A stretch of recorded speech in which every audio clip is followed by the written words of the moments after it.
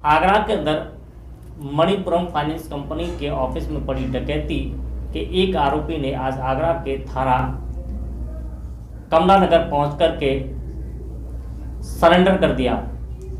Police ने आरोपी से पूछताछ करने के बाद में यह साक्ष्य कर लिया कि यह आरोपी ही है। उसके बाद में पुलिस ने उसे गिरफ्तार कर लिया और उसे कार्रवाई करने के बाद में जेल भेज दिया, जहां पर पुलिस ने आरोपी से फरार आरोपियों के बारे में कई जानकारियां हासिल की। तो वहीं पर पुलिस के अधिकारी इस पूरे मामले पर नजर बनाए हुए हैं। फरार आरोपियों को गिरफ्तार करने के लिए एसपी सिटी के नेतृत्व में 10 से ज़्यादा टीमें दिल्ली, हरियाणा, पंजाब सहित उत्तर प्रदेश के कई जनपदों में छापेमारी कर रही हैं। तो मैं आपको ये बताऊं कि ये पुलिस के दबाव में सरेंडर किया है। आज ये कमला नगर थाने में दोपहर में आया था और मैं एसएसपी साहब, एसपी सिटी साहब, उनकी पूरी टीम को और इंस्पेक्टर कमला नगर को बधाई देना चाहता हूं कि उन्होंने इतना दबाव बनाया हुआ है।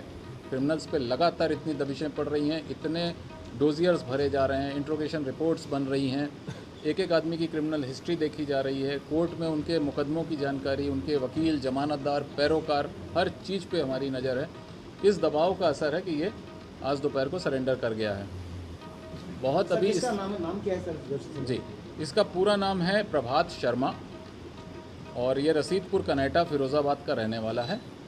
इस पूरे घटनाक्रम में इसने डायरेक्ट अपना कोई पिस्टल का इन्वॉल्वमेंट या इसको शेयर न मिलने की बात बताई है, लेकिन ये यहाँ किराए से रह रहा है। पिछले 4 महीने से ये एक एड्रेस पे और उसके पहले 4-5 महीने एक दूसरे एड्रेस पे रहा है, ये लोहा मंडी में और खंदौली में।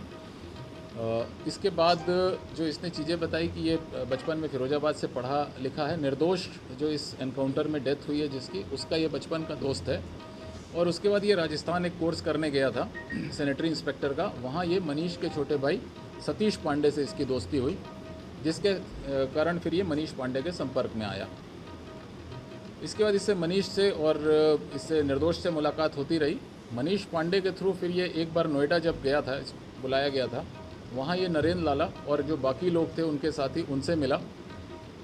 इन लोगों ने सेक्टर 34 नोएडा में मणिपुरम गोल्ड की ही फाइनेंस कंपनी की एक शाखा पर इन लोगों ने रैकी की और उस दिन भी ये घटना करने के पूरे प्लान में थे। इसके बाद ये इस घटना के समय में ये मनीष पांडे था, खुद था, नरेंद्र लाला, रेणु पंडित उर्फ अवनीश मिश्रा, संतोष यादव उर्फ चाचा और ध्रुव यादव उर्फ आशु, इन लोगों ने वहाँ रैकी की थी। इनके पास पिस्टल्स और बैग भी थे। भीड़ भाड़ ज़्यादा होने के बाद ये घटना नहीं कर पाए। इसने इंट्रोगेशन में बताया कि पिछले 2.5-3 महीने में मनीष पांडे और नरेंद्र लाला का मुख्य जो काम था वो ये था कि कहीं ना कहीं मणिपुरम या मुथूट फाइनेंस के ही गोल्ड लोन इंश्योरेंस एजेंसीज या उनके ब्रांच में ही घटना करनी है, ताकि बड़ी मात्रा में कैश ज्वेलरी मिल सके। इसके बाद इन लोगों ने भगवान टाकीज आगरा में मणिपुरम ब्रांच की एक शाखा की रैकी की।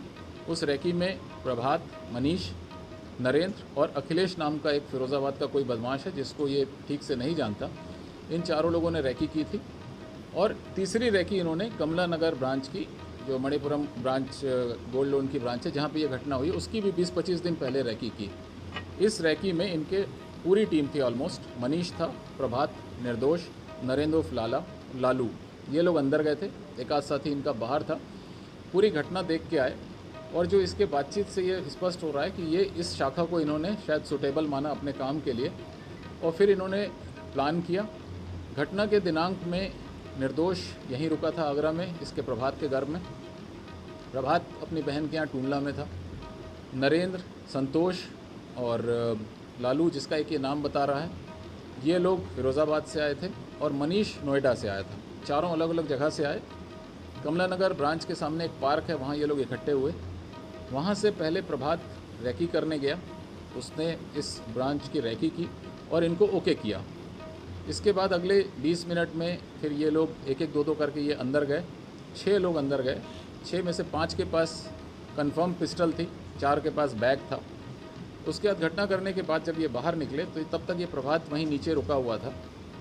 2 लोग जो मनीष और निर्दोष हैं ये लेफ़्ट साइड टर्न किए और बाकी 4 लोग कमला नगर के राइट साइड होते हुए जो पार्क से उसके बाद आगे निकल गए। कुछ हमें फुटेजेस और भी मिले हैं जिस रूट में उनका डायरेक्शन दिख रहा है। इसके बाद ये टूंडला वापस चला गया। मनीष और निर्दोष खंदौली रोड की तरफ निकल गए और इनका जो तय ये हुआ था कि टूंडला में अगर सब मिल पाए तो वहाँ ये लोग पैसे का बंटवारा टूंडला या उसके आसपास फिरोजाबाद में करेंगे और फिर अपने अपने गंतव्य स्थल पे चले जाएंगे। लेकिन वो दुर्भाग्य इनका था और पुलिस की बहुत अच्छी कार्यप्रणाली थी जिसमें ये 2 लोग जा ही नहीं पाए अपने टारगेट वहीं, और ये एंगेजमेंट हुआ जिस पे ये 2 लोग मुठभेड़ में ढेर हुए। और बाकी जो चारों बदमाश थे ये कहाँ और कैसे निकले हैं, फिरोजाबाद टूंडला तक गए हैं, उसके बाद कैसे इनका आपस में हटे हैं ये इसको जानकारी नहीं है। इसके मुताबिक अब तक अभी इसको वो शेयर भी नहीं मिला जो इसको मिलना था। जो ऑफ़र किया गया था कि जितनी बड़ी घटना होगी, जितनी बड़ी लूट होगी उसके हिसाब से वो शेयर इनको मिल जाएगा सभी को। फ़िलहाल ये पुलिस के बढ़ते दबाव से आत्मसमर्पण कर गया है। और पुलिस के लिए अच्छा ये है कि जो मृत बदमाशों से थोड़ी बहुत जानकारी जब वो घायल थे तब मिली थी, उस घटना की पुष्टि करते हुए इसने सभी घटना में शामिल लोगों को बताया है। सबके नाम आ गए हैं, लगभग सभी की क्रिमिनल हिस्ट्री है, जिसमें नरेंद्र लाला और अवनीश मिश्रा वगैरह इनकी ज़्यादा क्रिमिनल हिस्ट्री है। और दूसरे पुलिस के लिए अच्छी बात यह है कि सबके नाम, जैसे रेणु पंडित का नाम अवनीश मिश्रा है, नरेंद्र उर्फ लाला अनिल भी है, संतोष जाटव जिसकी हम पहचान नहीं कर पा रहे थे, कैप वाला बंदा कौन है वो उर्फ चाचा, उसकी पहचान हो गई। तो घटना में शामिल सभी बदमाशों की पहचान हो गई है। एसएसपी साहब ने सभी पे इनाम किया हुआ है, 25-25 हज़ार रुपये का इनाम सभी पे था। नरेंद्र लाला पर 1 लाख रुपये का इनाम एडीजी साहब कर चुके हैं। तो जो बाकी बदमाश हैं, आज एक 25,000 का इनामी सरेंडर हो ही गया है और बाकी बदमाशों पर हमारी टीम लगी हुई है। सारी टीमों को एसएसपी साहब ने 9-10 टीमें बना के अलग अलग टारगेट दिए हैं। हम एसपी सिटी की व्यस्तताओं के साथ एसपी ईस्ट और एसपी वेस्ट को भी हमने कई छोटे छोटे टारगेट दिए हैं जो वो वेरीफाई कर रहे हैं और इस पूरे अभियान में मदद कर रहे हैं। तो मैं एसएसपी साहब और उनकी टीम को बधाई देता हूं जिनके नेतृत्व में ये शानदार कार्य हुआ है। Thank you. बड़ा सवाल ये उठा है कि इतनी बड़ी डकैती कांड का एक आरोपी बगैर किसी सुरक्षा के थाने तक पहुंच गया और उसके बाद में उसने थाने में सरेंडर कर दिया। एसपी सिटी की नेतृत्व वाली 10 टीमें आखिर में कहां पर आरोपियों के लिए छापेमारी कर रही हैं, क्योंकि एक आरोपी अपने घर से चलकर के थाने तक पहुंच जाता है, पुलिस को इस बात की भनक तक नहीं लगती है, ना इसकी जानकारी एसटीएफ को हो पाती है, ना पुलिस के आला अधिकारियों को हो पाती है। आखिर में पुलिस की ये छापेमारी किस हद तक